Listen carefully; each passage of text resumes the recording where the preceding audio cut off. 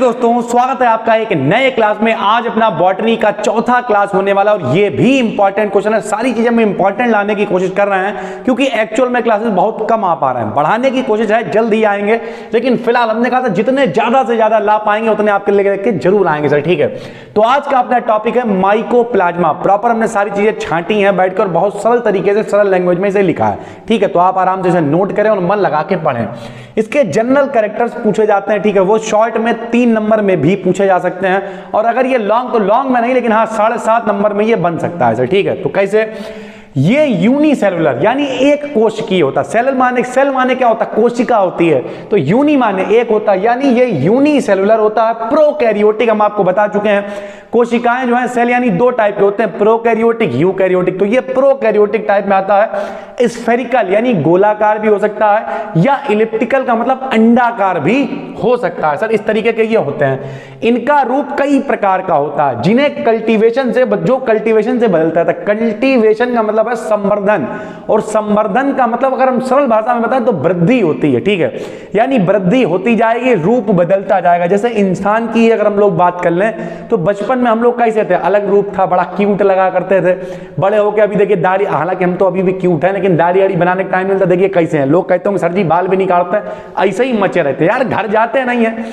अब यहाँ शीशा लगा है हालांकि सामने, लेकिन कौन बाल काट? ठीक है यार।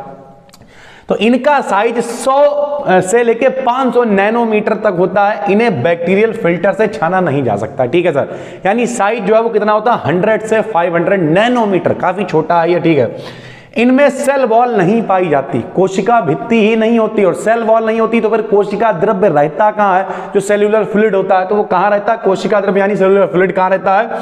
लाइपोप्रोटीन एम्ब्रेन यानी एक झिल्ली टाइप होती है। किसकी बनी हुई? लाइपोप्रोटीन की एक झिल्ली होती है सर, उसमें यह पाया जाता है। ठीक है सर, तो लाइपोप्रोटीन की झिल्ली होती, उसमें होता है इसका जो सेलुलर फ्लूइड होता है। नॉर्मली इसमें कोशिका भित्ति नहीं होती, सेल वॉल नहीं होती है।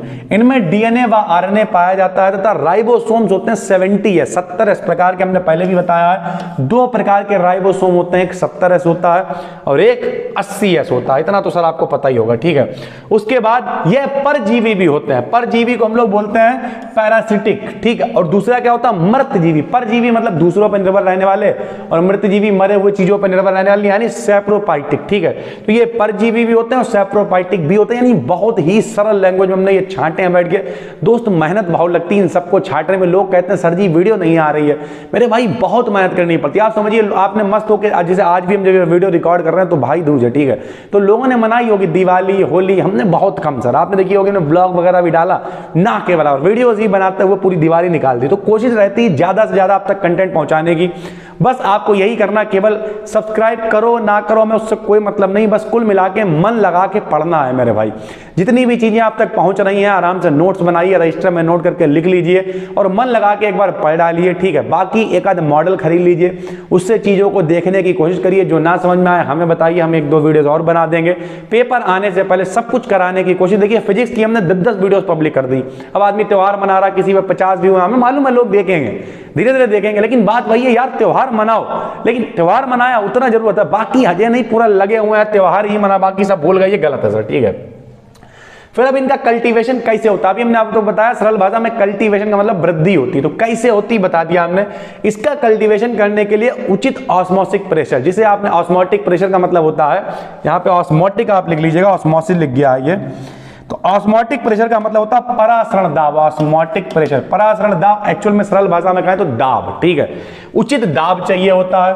कॉन्क मीडियम यानी गाढ़ा जो है वो मीडियम माध्यम चाहिए होता है। 37 डिग्री सेंटीग्रेड पर CO2 की अधिक मात्रा लेते हैं। नॉर्मली ग्रोथ इनकी जो है वो बहुत धीमे धीमे होती है, यानी जो वृद्धि है हमने आपको बताया ही है।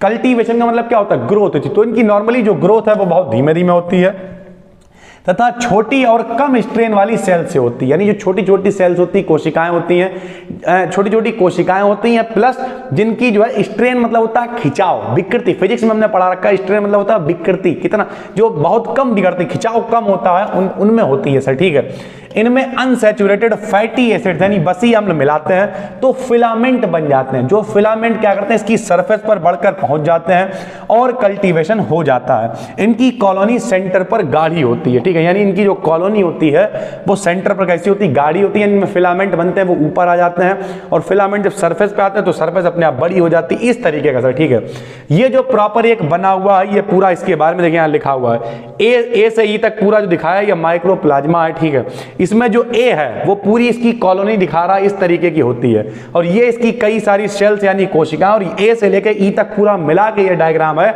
माइकोप्लाज्मा का सर। ठीक, इसे आप बना लेंगे, बाकी इसकी पीडीएफ हम डाल देंगे टेलीग्राम पे। आज तो नहीं पढ़ पाएगी, लेकिन हाँ कल इसकी पीडीएफ वगैरह सब टेलीग्राम पे पढ़ जाएगी। रिप्रोडक्शन इन माइकोप्लाज्मा, रिप्रोडक्शन का मतलब होता है प्रजनन, कह लो यार। प्रजनन क्या होता है, प्रजनन मतलब होता है संतान उत्पन्न करना यार, अपनी तरह चीजों को बनाना, प्रजनन कहलाता है। रिप्रोडक्शन, तो इसमें रिप्रोडक्शन स्मॉल यूनिट्स के द्वारा होता है, छोटी छोटी यूनिट्स होती हैं। ये 100 से 300 एम, यहां पे देखिए एम मतलब मिली है, और ऐसे यू बना होता है, जैसे माइक्रो कहते हैं, मिली माइक्रो तक होती हैं। ये बहुत स्मॉल छोटी होती हैं। एलाइव मतलब जिंदा, स्ट्रक्चर्स होते हैं जो फ्री होते हैं, स्वतंत्र होते हैं। ये इनके लाइफ की एक स्टेट होती है। ये फिलामेंट है, माइसीलिया है, कॉनिडा है, इन सब की चेन्स बनाने के लिए साइज में बड़ी होती जाती हैं, और जब चेन बन जाती है तो एक नए साइज को एक्सेप्ट कर लेती हैं। साइज बड़ा हो जाने पर, झिल्ली फट जाने से, साइज बड़ा हो जाने से झिल्ली जो है वो फट जाती है और ये बाहर आ जाती हैं, और नई तरीके की चीजें हमें प्राप्त होती, नई माइकोप्लाज्मा बन जाती है, यानी इसका रिप्रोडक्शन हो जाता है। ठीक सर, तो यानी सरल भाषा में ये बड़ी कैसे होती है, प्रजनन इनका कैसे होता है, तो बड़ी कैसे होती है हमने आपको बता दिया। पहले चेन्स बनती हैं, चेन बनकर ये बड़ी होती जाती हैं, बड़ी होने के बाद झिल्ली फट जाती है और फट के एक्चुअल में ये बाहर आ जाती है सर। ठीक है, तो ये है पूरा माइकोप्लाज्मा, इसे आप मन लगा के पढ़ें, नोट करें। हम जल्द ही मिलते हैं अगली वीडियोस के साथ, तब तक के लिए धन्यवाद।